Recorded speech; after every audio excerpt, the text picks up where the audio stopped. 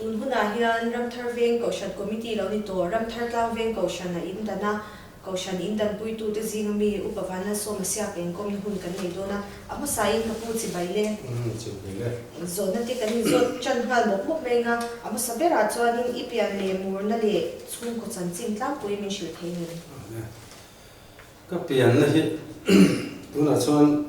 khuwa ti tla kon to lova mui zo khuwa ania kimi serzol la khian ông thina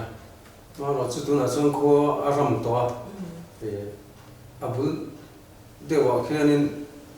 nunal chung ko ti ho kha anom thina tuna khian an lom chuan ka sian ni ka pian na tak khuwa hi chu aram to ni tuna nen chuan ti chuan sangka zakua somru paruka sangka zakua somru panga kapianga chumi huizal khuwa chuan rambuai kha ani chunjam ta rambuai akum le sangka zakua somru panga khan sangka zakua somru paruka khan aizol lama no sen bu chip kan ina ni chu kanu le ka pa hian min tlan chiat puita a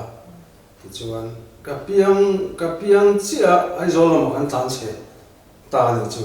mi je chu ti chuan aizola kanin beng bel sowa veng song kan uma ram thar veng a hian sangkha zakua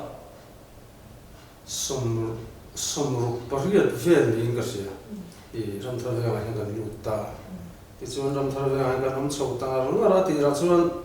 somi si pui rom a son mi loi kanwa so ta chang son tu na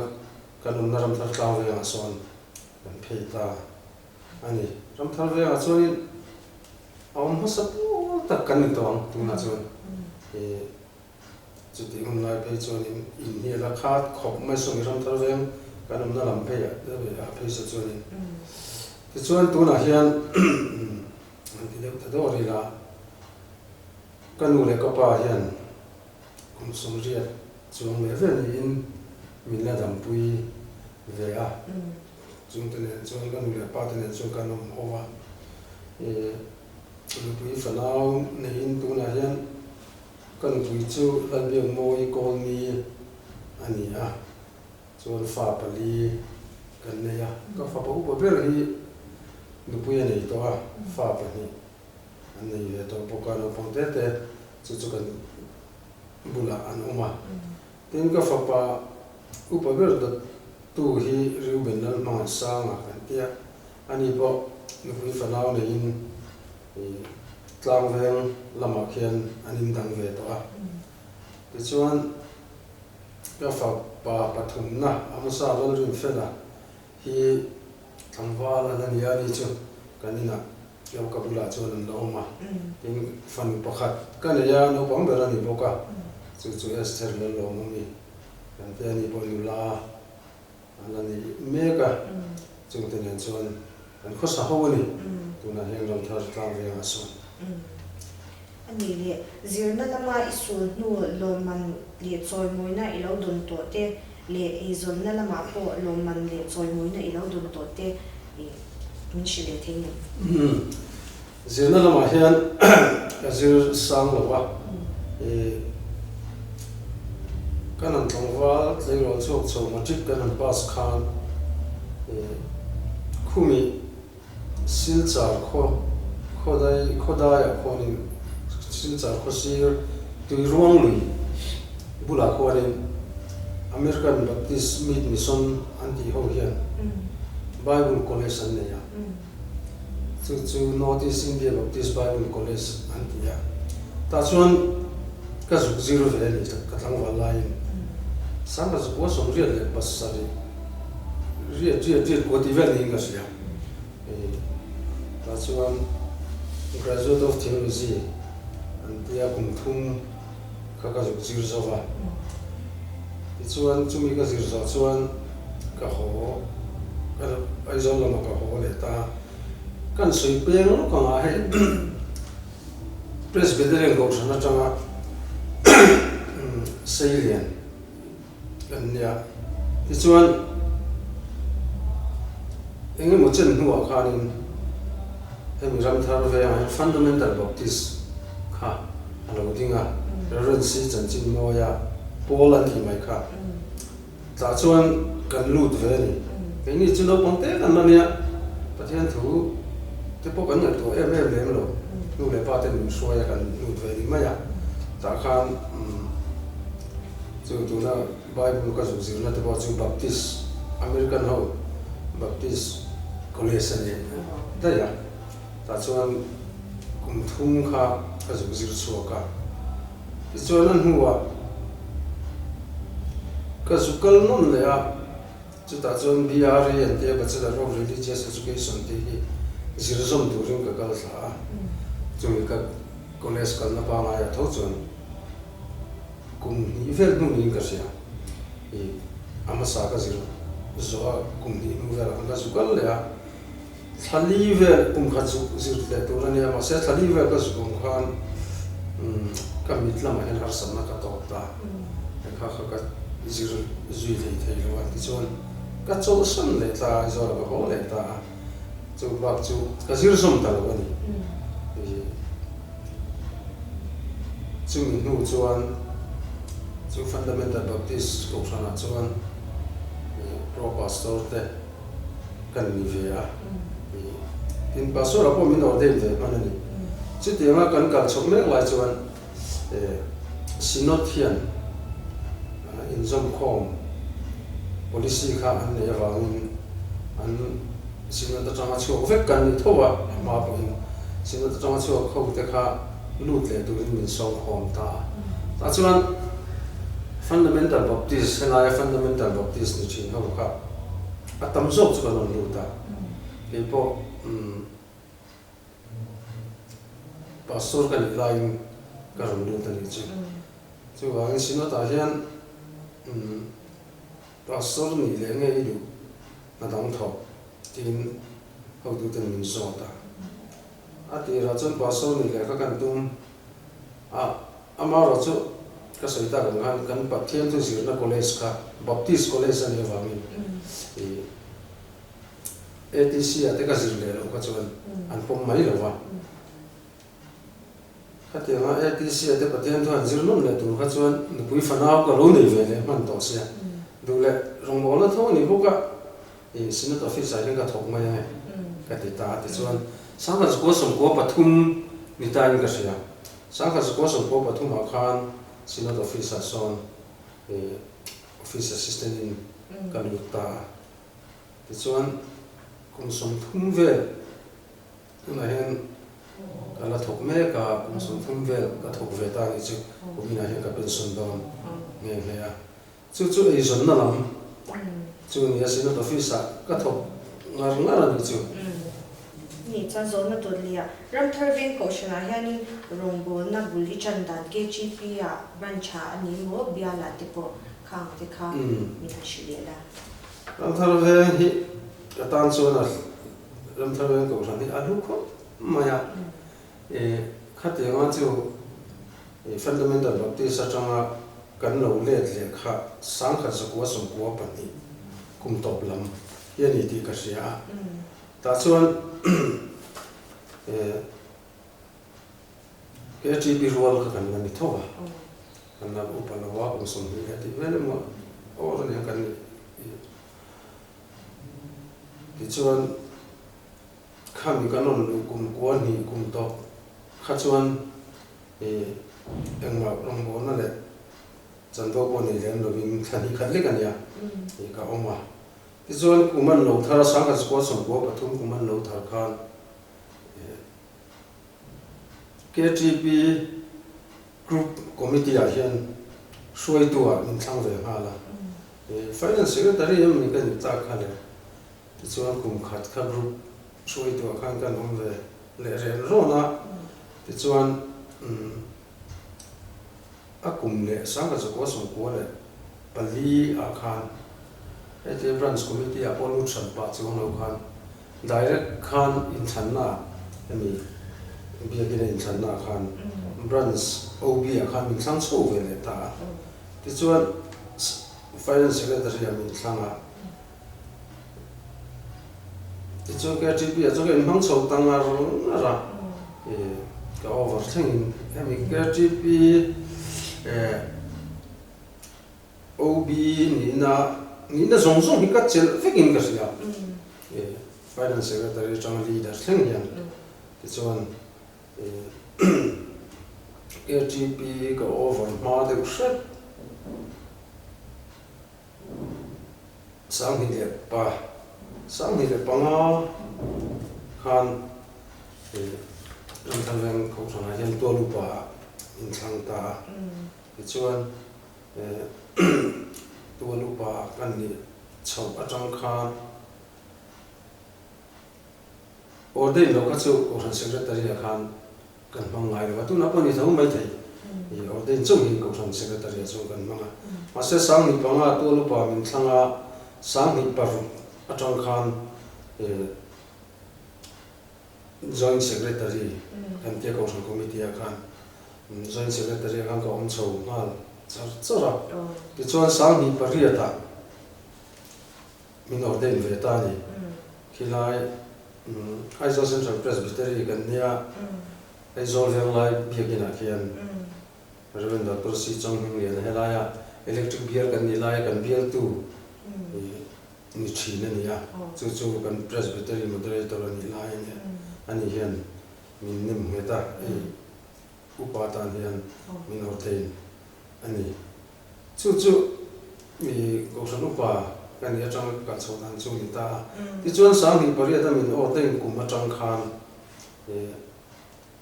ko san secretary kan ni chho le ta chara sang ni le sompa thum mani mo ram tar ta me kan in dan kha sang ni sompa thum thleng khan ko san secretary kha kan ni tuan chho ta par ni chu sang om sia chu sang ni panga tu lu pa min than khan min tu lu pa min than kum kha chu ni na kan ni san pa lo wa sang ni paru atang khan joint secretary ya min da hala chuan tu lu pa kan ni chung joint secretary kan ya sang ni pari ta min an ordain khan secretary pa nga khan min ruat chho le ta chuan sang ni som pathum ram thar tlam veng kan in dan thleng khan ram thar veng ko san hen ko san secretary kan ni chho ta kumriat borver ani mani mo ila again joint secretary kan ni ten chuan mo chuan chanbu dang ro chu secretary kan ni wa khan ka chel man lo ela ma chu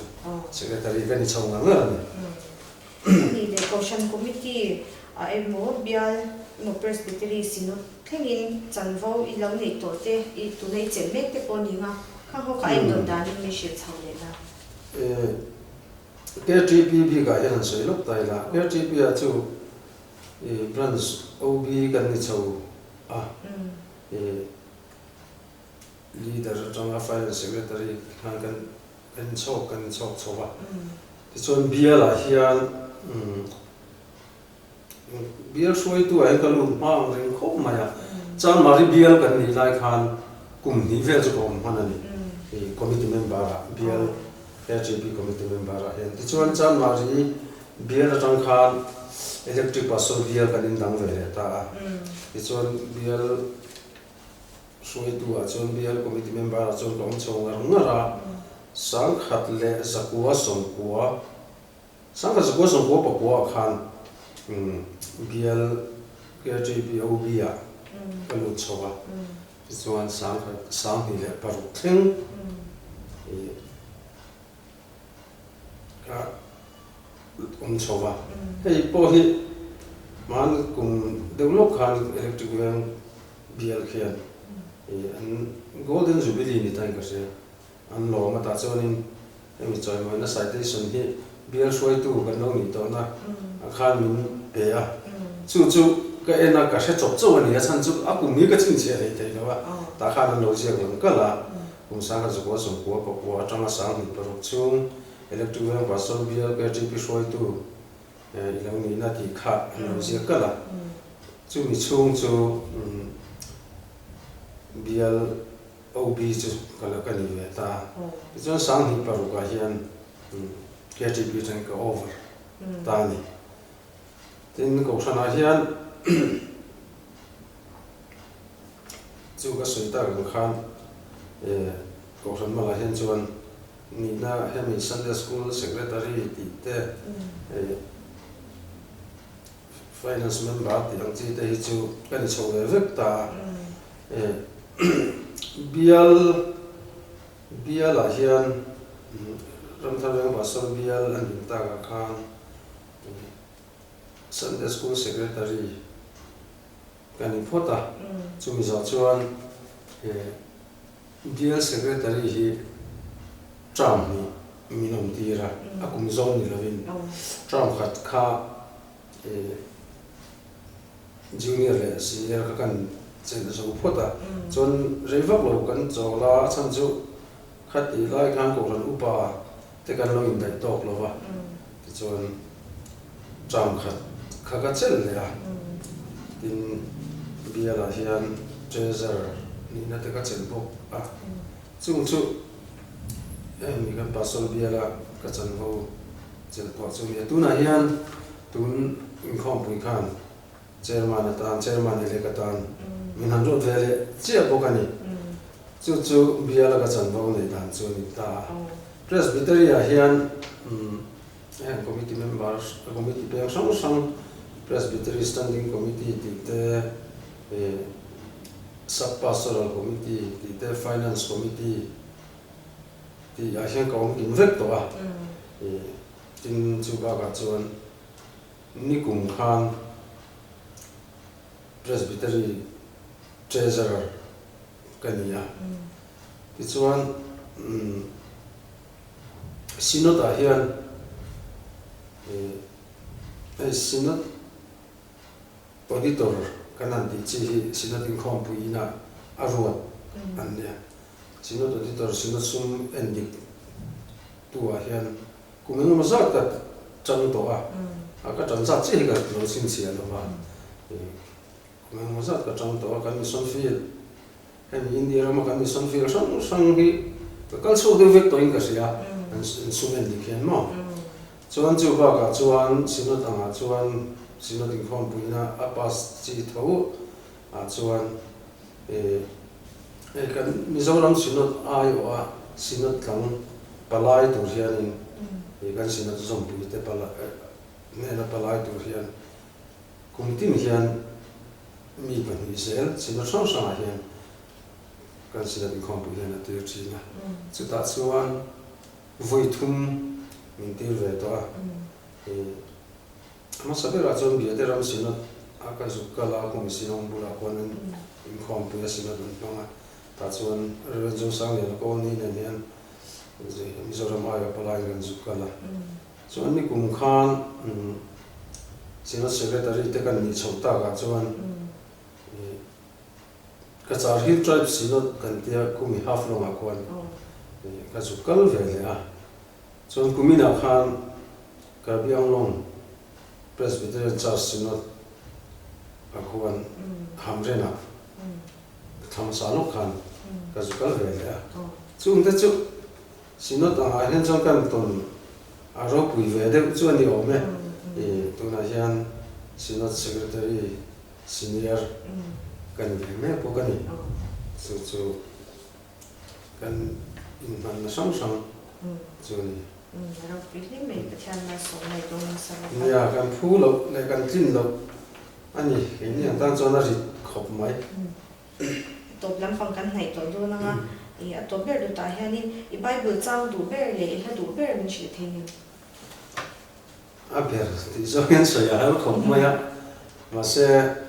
โนปันเดบลายจังการิงรัวใบบุญจังเทนิลเทเราคือจูใบบุญจังละตักจวนกุ้งทุ่งจังสองปารุกิประเทศนึงเขาเวลาพมันมาจุดที่จวนนักฟุตบอลเลยชุนนักเตะตัวปอริมาเปียมันบูรอเราว่าจะตัวนั้นนั่นนี่นั่นที่ก็เปลี่ยนทางจุ่มปอกับใบบุญจังเสียดมาสักเลยก็ดูมันเนี่ยใบบุญจังหลังที่ไปชาฟิกอะมาเสให้ฮิจูก็เรื่องว่าจวน alam chiang de berlin ka sia tin hla hian hadu tam tak Christian la bo han ka ni rolin ka pian thar tir po ka hadu em chu Isua ni ka du zo ro lu ber ain ti lai ka du em chi na tu thang po han ka la du ba khovel la kan han sei ro chuak chho hi kan han zan ve a ma se la Isua ya than tu ro ong lo je hi he la hian mi shi chi em min ka sia ro pu ka ti khom mai he la hi ka du ber ati ve te mang chu Christian la bo ze chung pakhat na min ka sia a to pe la tan chuan golden jubilee pawla ko shan mi pui tin he na thu cha tu nge moi nge thu han soi tu mo ka tiang chi khe ni hey ya ram thara ven ko shan golden jubilee an lo thleng ve ta mai hi aro pui ka ti khop maya silver jubilee kha helai ka dum ho la hian kan mangani ka sia suan lo chuanin KGB dar kan ya chi lai chuan KGB dar kan ni nang khan Kausan committee po khan kausan upa chu kan ni la kausan committee po khan thu san na hun hi min pe a ka thu san po hi ka la se nga ni cha ka te ge pon i ka te ni te lo wa tu na kum som nga na an thleng le te hi ro pui kho mai ka lung he ti le nga ram thar reng kausan ya chan chu min ser chuak tu kausan tak me wa ni wa hian an tan chon ram thar reng kausan ya thei ni thei ni ala wa tu na po hian he tiang ang golden jubilee lo chen dian ka ri ruwa thilom ta ka oma he tiang ang hun tong tu kausan member te invan ni em min ka sia kan soi ta ang ke ni chu ela hingai na em ma ila kan lo in dang to a ani tu ni na tik tak kha kan chang tak tak thei to lo wa chu wang chuan tu na golden jubilee chen lai kausan member lo ni ho ri invan ni min ka sia het yang chen pathian mal som na dang ram thar veng kausan pathian nan suai hi a chunga om long bol tu te hian ti tak setin an mani kum som nga chung lo suai tu hi a rong bo hi ti tak setin be zel se ka wa he rong bo na hian ti tak set ni lem lo wa ti ve mai a ti ve me mani in khom te a hatlang le thil ti re ke GP activities song sang ate ko yan kan thin lung tak taka pathian rong bol tu na ri ru pu thleng lo wa nge ni kan ti tu kan ma zona kan ti tu ani anga voti mai a om ve kan in khom te pon ni tho kan foi in khom ma cái khom na trong hiện nay một tấn long nó chặt cả tu măng thì riêng lúc chuông lên rồi với khom về tốt bà bàn rồi cũng là bàn về tốt các tiền chi cả trong món nó sống sang hiện ông biết cả tu lại cái riêng lúc em tu chú thì tắc sẽ ta bà thiên trong bộ cái thì chính là hiện thì tắc sẽ tính cái những khom này bon riêng lúc giống những khom là ta khám bà thiên thì tắc sẽ ta ama bel tu le ama ko tu te chu chang ne nge ti hi ke ma hian chiang takin ka sia chu wang chuan ti tak se den pathian rong hi tu na ko son member zong song te hian lo bol zel sela ti tak zeta pathian rong kan bol chuan heram thar ve ko son po hi chang chou zel na ko son ro pui tak ani chou zel hi ka be se cái đủ thật mức mà vậy thì khác thì mấy rồi sẽ còn con chúng ta bên kia ta theo nhìn tấm là để xem nó để lâu cái gì cho bà xem cái đó mình tụi cái hay bỏ cái gì nào cái mình công nó tụi bỏ thì mình xin rồi làm trước đúng không